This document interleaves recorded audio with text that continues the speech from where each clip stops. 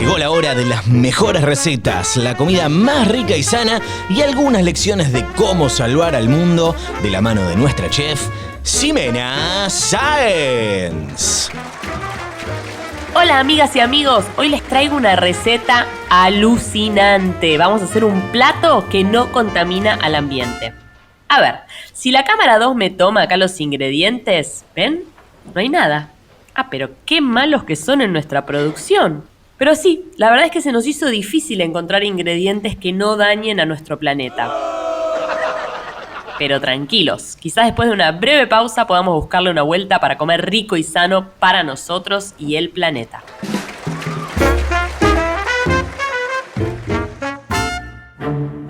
A veces nos parece que el cuidado de la tierra es algo que nos queda lejos. Sí. Sabemos que ya estamos sufriendo las consecuencias de los daños al ambiente. Pero de todos modos, pensamos que nosotros no podemos hacer nada para cambiar la situación. Sin embargo, nuestro consumo es parte de lo que está poniendo en jaque al planeta. Y hay formas de que eso cambie. Esto es Sonido Ambiente, el podcast de Greenpeace Andino en el que buscamos entender cómo asumir un consumo responsable antes de que sea demasiado tarde. Soy Paprika y te doy la bienvenida. Episodio 2. Una receta para salvar al mundo. La respuesta corta a la pregunta de si nuestra alimentación puede salvar al planeta es sí. ¿Sí? Un cambio en nuestra alimentación puede salvar al planeta. En la receta para salvar al mundo, el primer ingrediente es reconocer el problema. Así lo explica la ingeniera en alimentos argentina, Ornella Calvete, que trabaja como consultora en sistemas agroalimentarios sostenibles en la Organización de las Naciones Unidas para la Alimentación y la Agricultura. No se trata únicamente de nuestra alimentación, sino de nuestras prácticas de consumo y de producción. Las formas de producción de estos alimentos, que en muchos casos son más comestibles que alimentos, son una de las causas más directas de la crisis climática. El biólogo y filósofo Guillermo Folguera le aporta sal a la receta, como lo hace con sus investigaciones en el Consejo Nacional de Investigaciones Científicas y Técnicas de la Argentina y con los libros como La ciencia sin freno.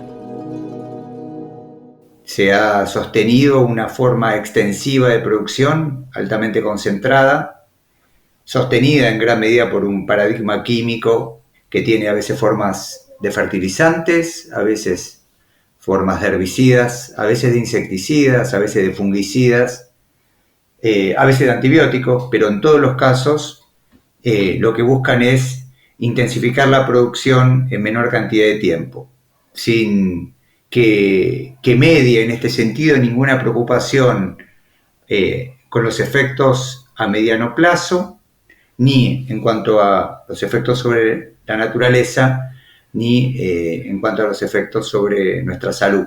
Lo clave es abordar el tema considerando que estamos inmersos en un gran sistema agroalimentario y que todos los actores y todas las personas involucradas no solo somos parte de la solución, sino que somos responsables.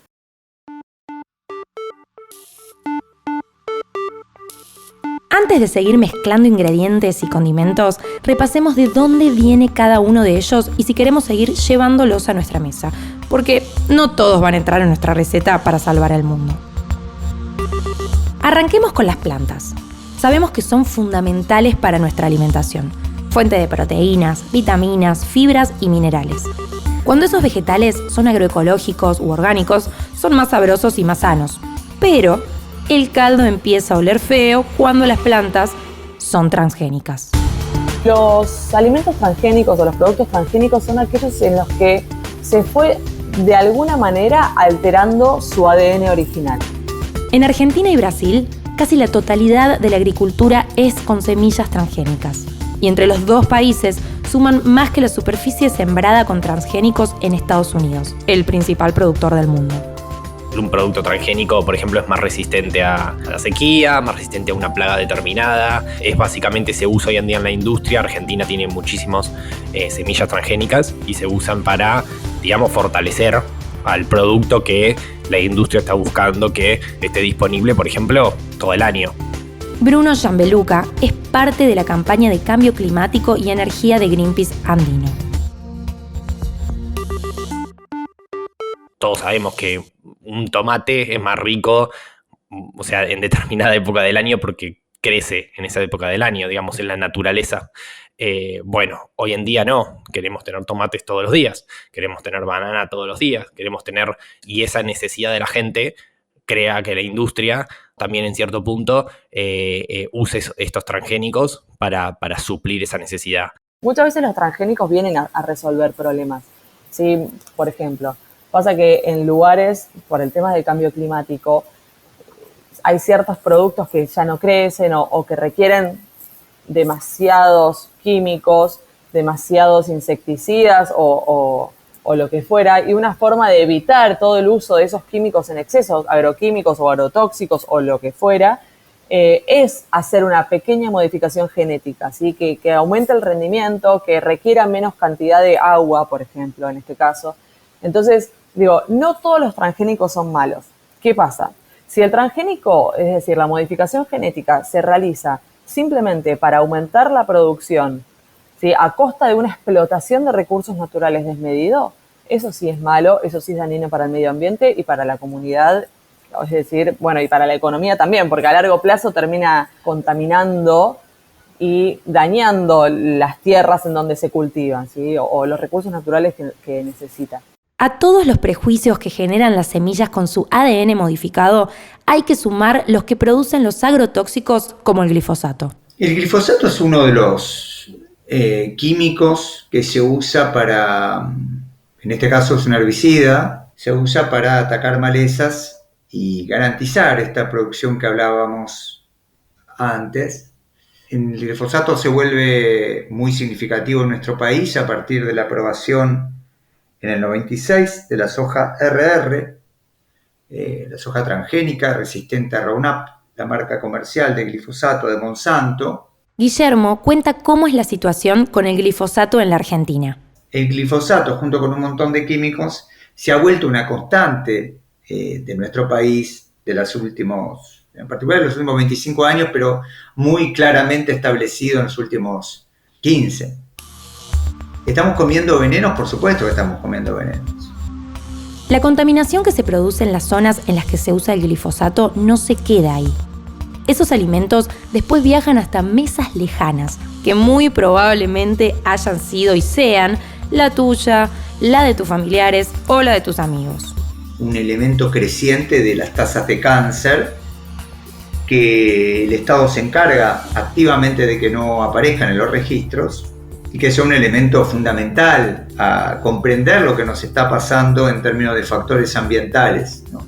Pero también una situación general de degradación de nuestra calidad de alimento, siempre con las coordenadas anteriores, siempre con las coordenadas de garantizar que se mueva cierto sector comestible, que esto se siga consumiendo, con una enorme cantidad de la población argentina malnutrida o subnutrida, con niveles de desigualdad social brutales y con una falta de información oficial espeluznante, lo cual no quita que no haya información.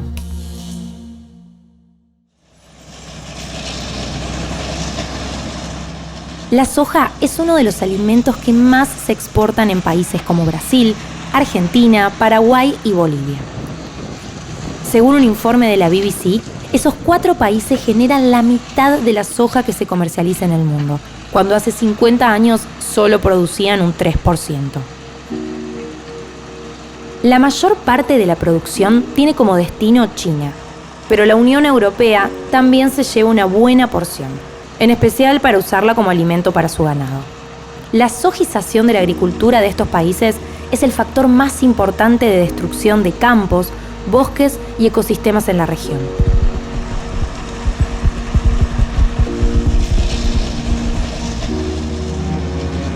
Hago un resumen de cómo sería su proceso de deforestación para después plantar soja, monocultivo de soja. 2 topadoras, una cadena en el medio, van arrasando hectáreas y hectáreas y hectáreas de bosque con todo lo que hay ahí dentro, animales, insectos, todo tipo de biodiversidad, vegetal, todo.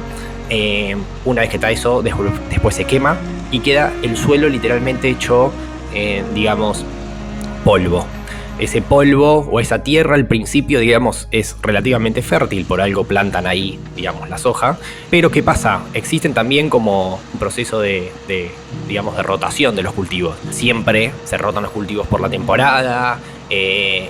Vieron que a veces vas a la verdulería y te dan el almanaque de, mayo a junio, de agosto a septiembre, cuál es la verdura de estación, la fruta de estación. Bueno, también la industria está presionando cada vez más al planeta en el sentido de que queremos que haya, digamos, un cultivo todo el año de la mano de los transgénicos, y eso hace que los monocultivos, digamos, sean más propensos a plagas, a todo ese daño en el suelo que tiene, porque aparte obviamente lo fumigan, y tiene un impacto, digamos, súper severo. Entonces, claro, funciona durante determinado tiempo, pero después el bosque, donde había bosque, termina siendo una arenilla. Las modificaciones en el uso del suelo suelen traer como impacto más inundaciones y sequías, y por ende, la profundización de la crisis climática. Y esa arenilla, lo cuento porque lo fui a ver al norte de Argentina, particularmente en una región de Salta, queda como si fuese una duna, como con polvo, digamos, ese polvo sobrevuela y es imposible cultivar de nuevo ahí.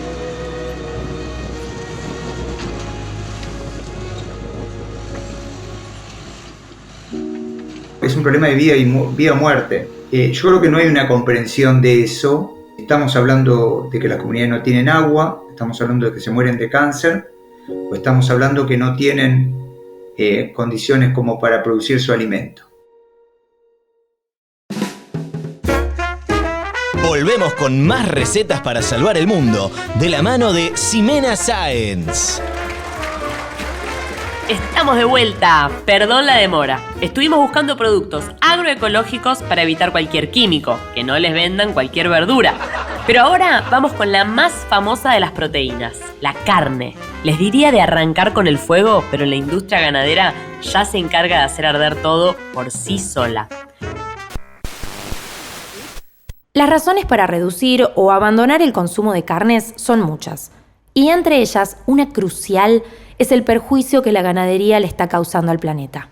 El Amazonas, ya cerca del 80% de la deforestación es responsabilidad de la industria ganadera, que lo hace principalmente para producir el alimento, los fardos que necesita el ganado. Mauricio Serrano de Chile es el director para Latinoamérica de Veganuary, una organización internacional que incentiva a las personas a probar el veganismo durante el mes de enero y tiene sus motivos para sacar a la carne de la receta. Para poder mantener a estos animales, ¿no?, con vida durante el corto proceso de vida que tienen, se requieren también muchísimos litros de agua potable. Se dice que gran parte del agua potable, más de un 50% del agua potable del mundo está destinada para estos animales, porque es una cantidad exacerbada de animales de granja, podríamos decirlo, que existen y que hemos creado finalmente para saciar esta demanda, muchísimo más que otras especies animales que hoy existen.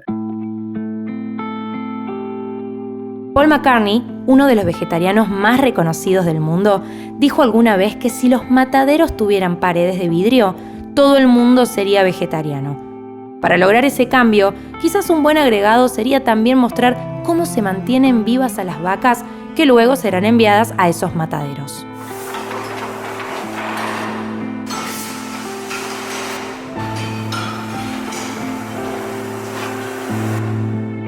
El año pasado, Argentina exportó unas 728.000 toneladas de carne bovina, a los que hay que sumar más de 77.000 toneladas de huesos bovinos, según datos del Instituto de la Promoción de la Carne Vacuna Argentina. Durante 2021, en ese país se faenaron casi 13 millones de vacas y terneros.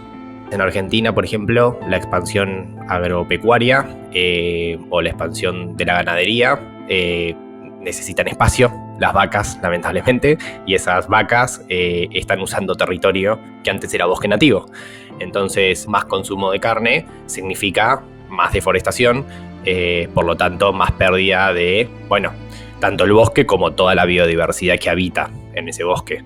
Así se puede repetir, cada país tiene su problemática puntual, pero en general lo que está acarreando hoy en día una mayor cantidad de emisiones de gases de efecto invernadero y un mayor impacto es esta expansión de los sectores de agricultura, ganadería y el uso del suelo.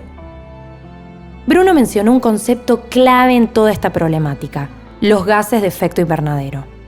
Este efecto es un fenómeno natural que se ha desarrollado en la Tierra y que evita que una parte del calor del Sol que recibe el planeta deje la atmósfera y vuelva al espacio. Gracias a eso, tenemos una temperatura aceptable para que haya vida, pero la generación excesiva de alguno de esos gases, especialmente el dióxido de carbono y el metano, son la principal causa de cambio climático. Entonces, muchísima agua potable la que se necesita y que estamos desperdiciando, ¿no? Finalmente, porque lo que se produce de proteína con esta agua es mucho menor. Si destináramos esta agua a producir proteína de origen vegetal, hablamos de legumbres, ¿no? Principalmente. Durante 2020, en el mundo se consumieron casi 99 millones de toneladas de carne de pollo, unas 97 millones de toneladas de carne de cerdo y 59 millones de toneladas de carne de vaca.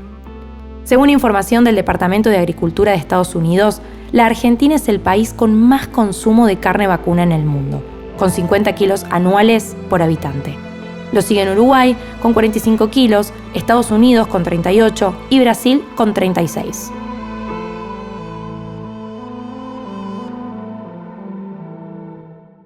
En Argentina, hoy en día se producen cerca de 600.000 toneladas de cerdo, por ejemplo, al año. Eso es principalmente la provincia de Buenos Aires, Córdoba, Santa Fe, son las más grandes en ese sentido. Y obviamente abastecer con alimento, agua, todo lo que implica a esos animales para su posterior, digamos, matanza para obviamente venderlos la carne, crea, digamos, una necesidad de recursos enorme y también genera un impacto muy grande. A nivel mundial, la Organización de las Naciones Unidas para la Alimentación y la Agricultura estima que la producción de cerdos genera alrededor de 668 millones de toneladas de dióxido de carbono, el más abundante de los gases de efecto invernadero.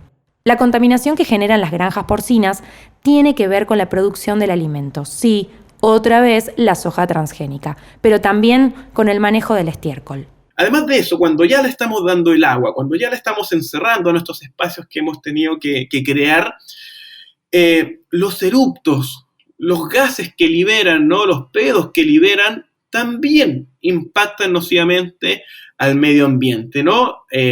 Incrementan lo que son o colaboran lamentablemente con lo que son las emisiones y el efecto, gases de efecto invernadero, ¿no? En el mundo. También las napas de agua, los ríos se ven contaminados porque, claro, es difícil controlar y hacer una carne sustentable de vacas felices. Yo derechamente creo que eso no va a existir, siempre va a haber un impacto nocivo y que la forma que nosotros podemos realmente de que esto disminuirlo a cero es no consumir carne y elegir otro tipo de productos de origen vegetal que nos entreguen las mismas proteínas, calorías, nutrientes que necesitamos en nuestro día a día.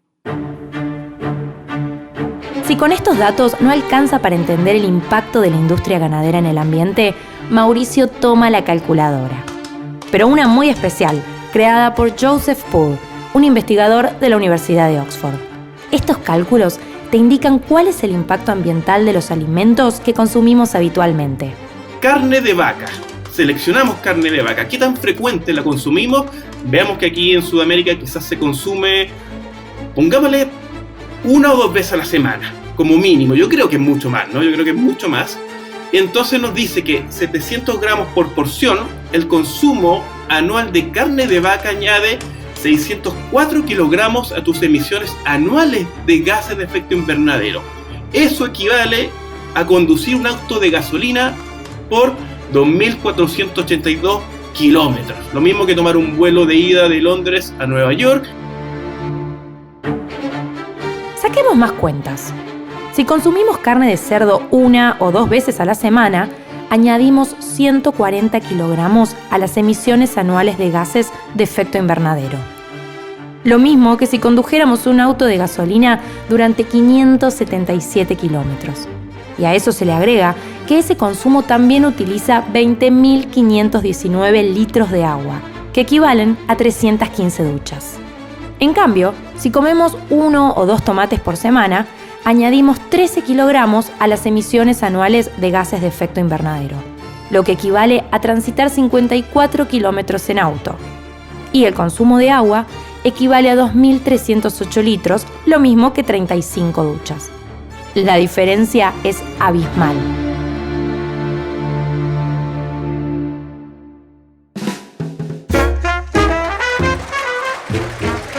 Pensábamos preparar una carne de cordero riquísima, pero hicimos unas cuentas y comer cordero 1 o 2 veces por semana hace que se usen 3.157 metros cuadrados de tierra.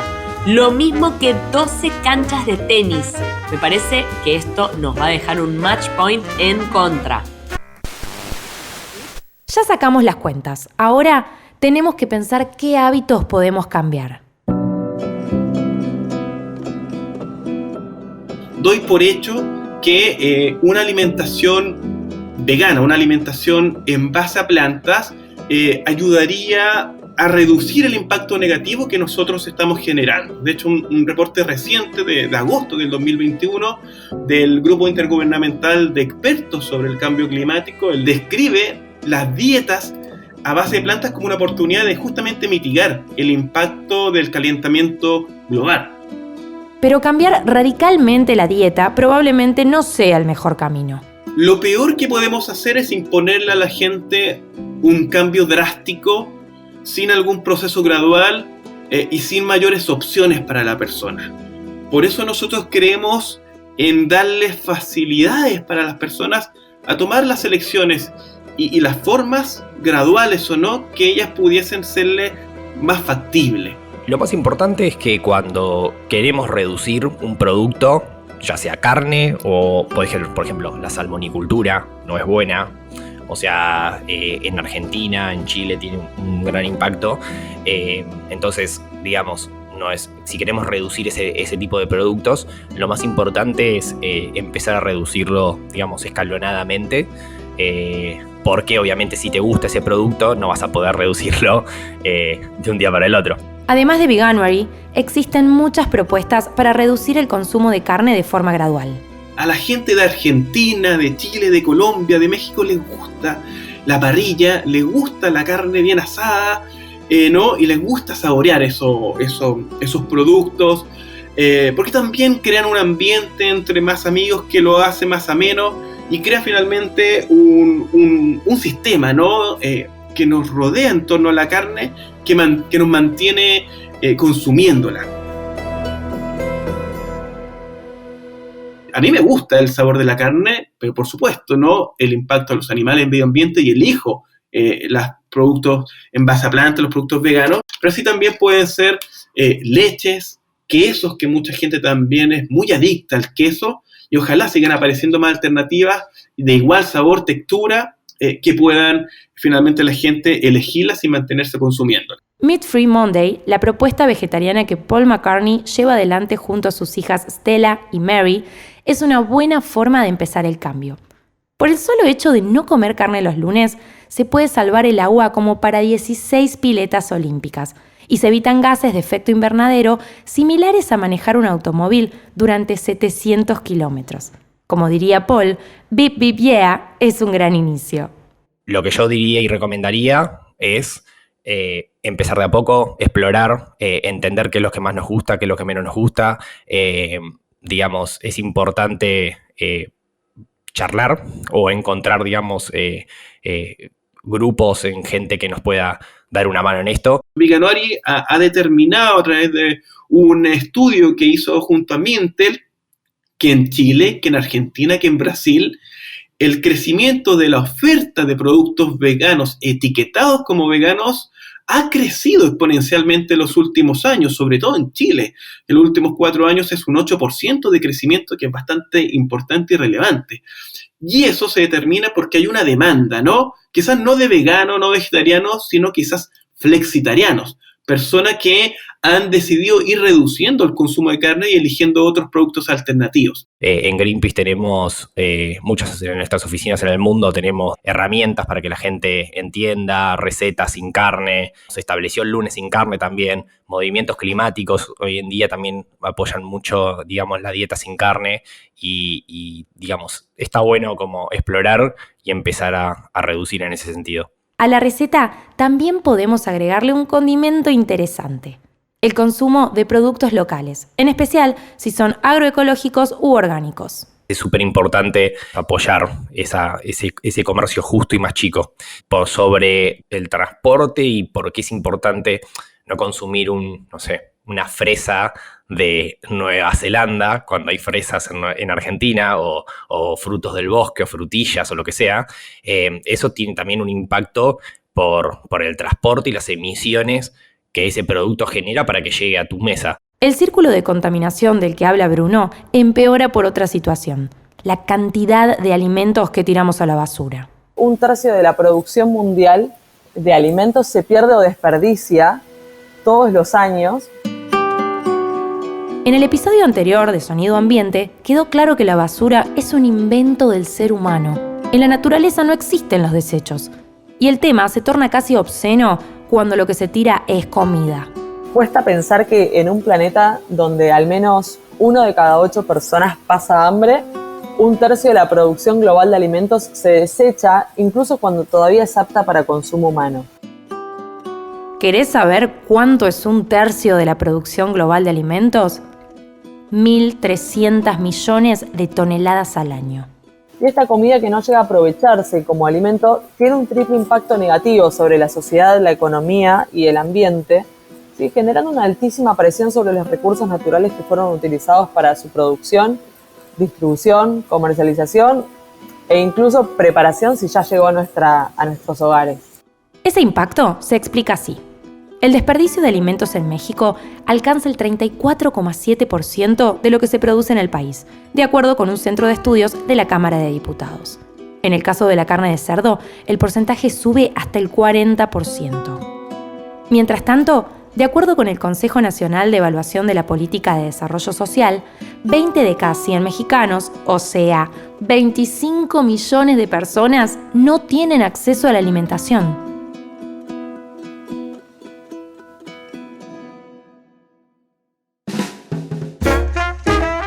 Aquí estamos otra vez, no nos extrañen. Sí, antes de cerrar, vamos a repasar los ingredientes de la receta para salvar al mundo. El primero es reducir el consumo de carnes. ¿Y qué más, Ornella? Podemos empezar con simples acciones, pero de gran impacto. Y, por ejemplo, como mencionamos, previniendo o reduciendo la pérdida y el desperdicio de alimentos. ¡Excelente! ¿Qué más? Podemos adoptar simples prácticas como elegir productos locales, promoviendo los circuitos cortos de comercialización y el desarrollo también territorial. Esto evita, entre otras cosas, la contaminación propia de la logística. ¡Me encanta! Escoger productos de producción agroecológica. La agroecología es un enfoque de producción que respeta y promueve las interacciones naturales entre las plantas, los animales, los seres humanos y el medio ambiente. ¿Algo más? El consumo de orgánicos también podría ser una buena práctica de consumo, porque muchas veces este uso de productos sintéticos termina contaminando el ambiente. Datazo. Ya saben, si les gusta comer, es importante que haya un planeta para seguir haciéndolo. Nos vemos en el próximo programa.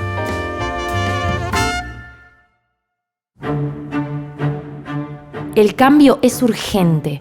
Empieza por lo individual y sigue en la acción colectiva para exigir mejores leyes para cuidar al ambiente. Desde Greenpeace te invitamos a repensar tus consumos y a tomar acción. ¿Ya sabés qué vas a cocinar en tu receta para salvar al mundo? Sonido Ambiente es un podcast original de Greenpeace producido en colaboración con Posta. Agradecemos especialmente a Ximena Sáenz por su participación en este episodio. Te invitamos a que escuches su nuevo podcast El increíble viaje del chocolate a través de la plataforma Podimo. Agradecemos también a Luciano Banchero por ser la voz del show de cocina. Por Greenpeace, Project Leader, Soledad Ramírez. Producción, Mariana Sturniolo. Redes, Mara Bustamante y Matías Romagosa. Comunicación, Florencia Rodríguez. Audiovisual, Max Soria. Por posta, producción, Guido Escolo. Guiones, Roque Casiero. Edición, Nacho Guarteche. Producción ejecutiva, Luciano Banchero y Diego del Agostino. Yo soy Paprika. Para saber más de Greenpeace y enterarte de las últimas novedades, seguinos en redes sociales. Este podcast es posible gracias al aporte de los socios y las socias de Greenpeace que colaboran con cada causa ambiental. Sonido Ambiente continúa en el próximo episodio. Escúchalo en Spotify o en tu plataforma de podcast favorita. Hasta la próxima.